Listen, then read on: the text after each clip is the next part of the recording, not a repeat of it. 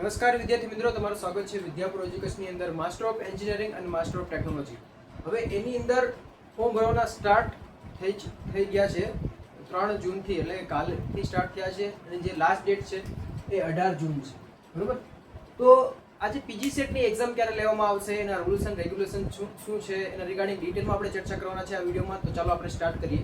તો સૌથી પહેલાં તો પીજી સેટ એવા વિદ્યાર્થીઓ આપે છે કે જેણે એમઈ અને એમટેક કરવું હોય. બરોબર? એમઈ એમટેક છે, એમ ફાર્મસી છે, એમ પ્લાન છે, એ બધા વિદ્યાર્થીઓ માટે પીજી સેટની એક્ઝામ આપવી પડે, જરૂરી છે. જે વિદ્યાર્થીઓ ગેટની એક્ઝામ નથી આપી એમને પીજી સેટના એક્ઝામના બેઝ ઉપર તમને ગવર્મેન્ટ કોલેજ કે પ્રાઇવેટ કોલેજમાં તમને એડમિશન મળશે માસ્ટર કરવા માટે. બરોબર છે?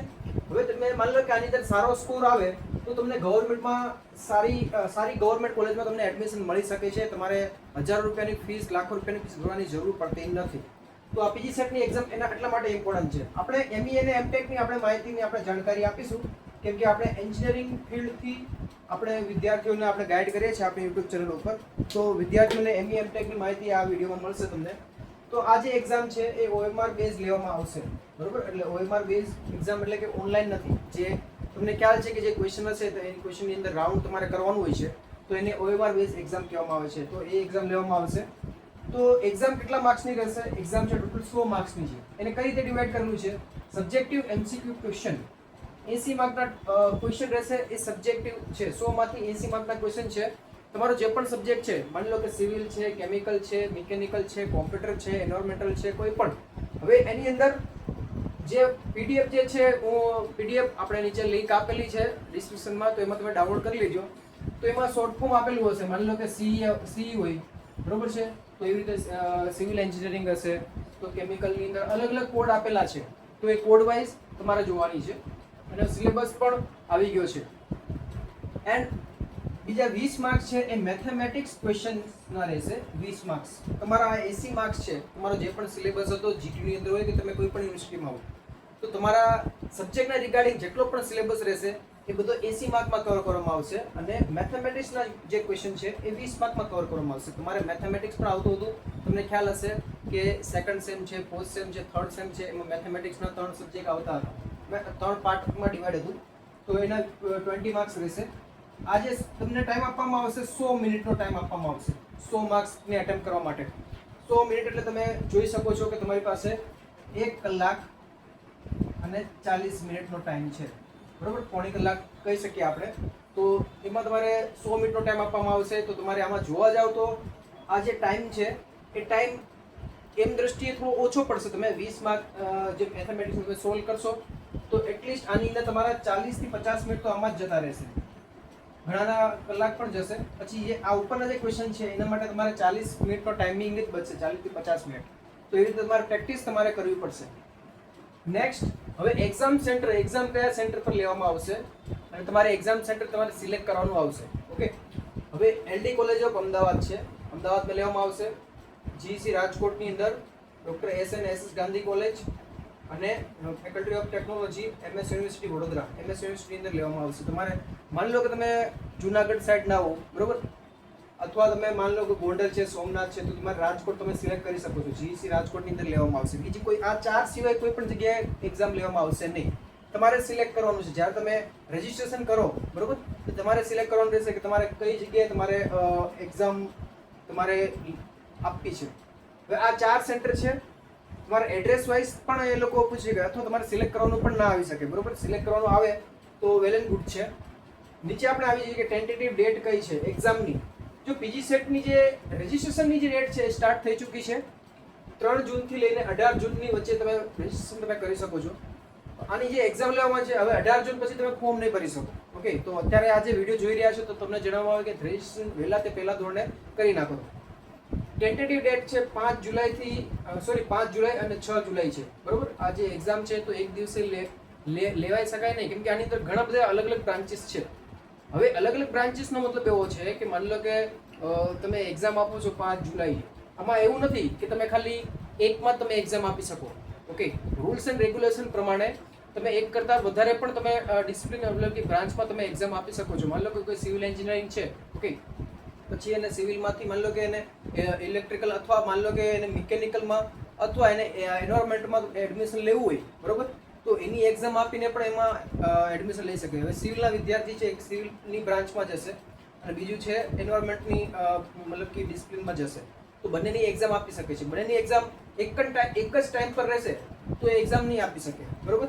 તો એની અંદર તમે એક્ઝામ જ્યારે આપો ત્યારે તમે 5 તારીખ અને 6 તારીખ જે સેમ ડિસિપ્લિનની હોય, સિવિલ અને એન્વાયરમેન્ટ છે સેમ ડિસિપ્લિનની અંદર છે, તો એની એક્ઝામ અલગ અલગ દિવસે ગોઠવાશે. ઓકે, પછી એના રૂલ્સ એન્ડ રેગ્યુલેશન વિશે આપણે ડિસ્કસ કરી લઈએ. આ જે એક્ઝામ છે મેં તમને પહેલાં અત્યારે કીધું કે એક કરતાં વધારે ડિસિપ્લિનમાં પણ તમે આપી શકો છો ટેસ્ટ. સેપરેટ એપ્લાય એટલે કે અલગ અલગ એપ્લાય તમારે કરવું પડશે, રજિસ્ટ્રેશન અલગ અલગ કરવું પડશે. આનું જેમ કે સિવિલનું તમે અલગ કરો, એન્વાયરમેન્ટનું અલગ કરો, એવી રીતે તમે અલગ કરવું પડશે તમારે. ઓકે, પછી એડમિટ કાર્ડ છે. માની લો કે તમે કોમ્પ્યુટરમાંથી તમે કરેલું છે, તમે આઈટીની અંદર તમે જઈ શકો છો, કોમ્પ્યુટરમાં તમે માસ્ટર કરી શકો છો. ઓકે, તો એવી રીતે અલગ અલગ ફોર્મ તમારે ભરવું પડશે. એડમિટ કાર્ડ છે, જ્યારે તમે એક્ઝામ આપવા ત્યારે જાઓ ત્યારે આની અંદર એડમિટ કાર્ડ એટલે તમે અત્યારે તો રજિસ્ટ્રેશન ફોર્મ ભરો છો, પરંતુ જ્યારે 18 તારીખ પછી છે ને તમારો હોલ ટિકિટ, જ્યારે એક્ઝામ આપવા જાઓ ત્યારે એને એડમિટ કાર્ડ અથવા હોલ ટિકિટ કહેવામાં આવે છે, એ તમારે ડાઉનલોડ કરીને તમારે લઈ જવાની છે સાથે, બરોબર. જેમાં ફોટો એટેચ કરીને લઈ જવાની છે. એની સાથે તમારે ફોટોકોપી આઈડી કાર્ડ, બરોબર. તમારે ઓરિજિનલ છે એનો આધાર કાર્ડ અથવા ચૂંટણી કાર્ડ, ડ્રાઇવિંગ લાયસન્સ કંઈક એનું ઓરિજિનલ તમે સાથે રાખો, અથવા એની ઝેરોક્સ રાખો અને ઓરિજિનલ પર તમે સાથે લઈ જાઓ, બરોબર. આ કમ્પલસરી છે. ફોટો આઈડી કાર્ડ આ કમ્પલસરી છે. આ તમે નહીં લઈ જાઓ આ બંને વસ્તુઓ તો તમને એક્ઝામમાં બેસવા દેવામાં આવશે નહીં.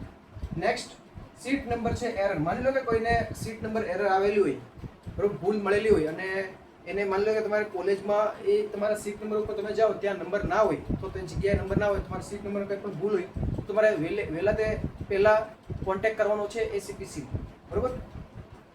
નો નેગેટિવ, નો કેલ્ક્યુલેટર અલાઉડ. હવે આ 100 માર્કની જે એક્ઝામ છે એ 100 માર્કની એક્ઝામની અંદર તમારે બધા એમસીક્યુ તમારે ટીક માર્ક કરીને આવવાના છે. બધા ટીક માર્ક કરીને આવવાનું મેઇન રીઝન એ છે કે આની અંદર નેગેટિવ માર્કિંગ નથી. ગવર્મેન્ટની એક્ઝામની જેમ, ગેટની એક્ઝામની જેમ નેગેટિવ માર્કિંગ આની અંદર નથી. એટલે બધા એમસીક્યુ બધા ટીક માર્ક તમે કરીને આવજો. ઓકે, અને આની અંદર છે ને સાયન્ટિફિક કેલ્ક્યુલેટર એલાઉ છે, પણ non programmable scientific calculator allow નથી, બરોબર. હવે અમે તો જ્યારે એક્ઝામ આપવા ગયા હતા ત્યારે અમે કેલ્ક્યુલેટર લઈને નહોતા ગયા, પરંતુ તમે કેલ્ક્યુલેટર તમે લઈને જજો, પરંતુ એ તમારું ચેક કરશે કે તમારે એમ કહી શકો સરને પૂછી લેવાનું કે સર આ મારું કેલ્સી તમે ચેક કરી લો, મારું સાયન્ટિફિક છે પરંતુ પ્રોગ્રામેબલ નથી. ઓકે, તો એની અંદર ચોખ્ખું લખેલું છે કે સાયન્ટિફિક પ્રોગ્રામેબલ કેલ્સી છે એ એલાઉ નથી. ઓકે, પછી આ મોસ્ટ ઇમ્પોર્ટન્ટ પોઈન્ટ છે કે બ્લેક બોલ પેન ઓનલી એલો.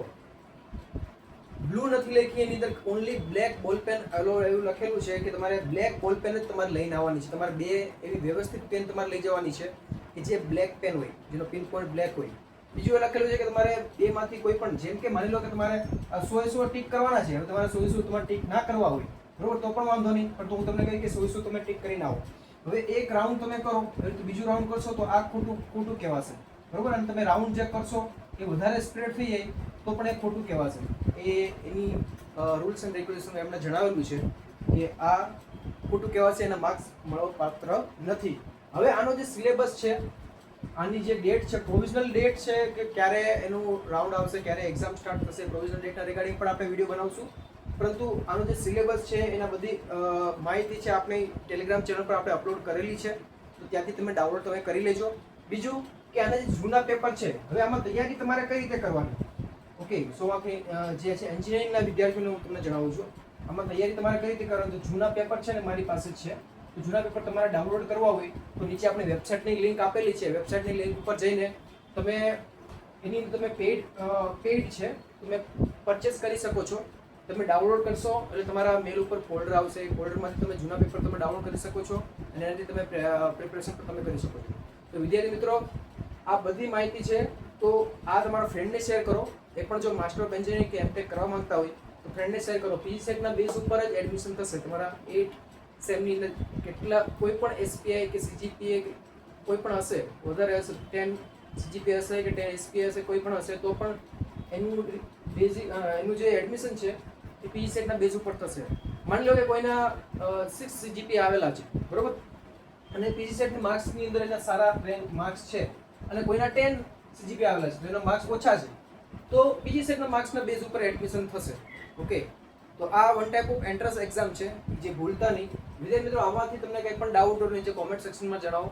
અને બીજી માહિતી માટે આપણી ચેનલ ઉપર બના રહો. આપણી ચેનલને સબસ્ક્રાઈબ કરો, બેલ આઇકનને પ્રેસ કરી દો. આ વિડીયો તમને ગમ્યો તો વિડીયોને લાઈક કરી દેજો અને તમારા ફ્રેન્ડને શેર કરવાનું ભૂલતા નહીં. મટીરિયલ તમારે પરચેસ કરવું હોય તો નીચે લિંક આપેલી છે, જેની 149 પ્રાઇસ હશે. તમે જોઈ લેજો. મને અત્યારે યાદ નથી, પણ 149 હશે ઓલમોસ્ટ, બરોબર. તેમાંથી જૂના પેપર પણ છે અને એની અંદર બુક્સ પણ છે, પીડીએફ. જે એન્જિનિયરિંગની જે મેઇન બ્રાન્ચીસ છે તો એની પીડીએફની ઈ કોપી પણ છે, એ તમે ડાઉનલોડ કરી શકો છો. હવે આપણે મળશું નેક્સ્ટ વિડીયોની અંદર. જય હિન્દ, જય ભારત.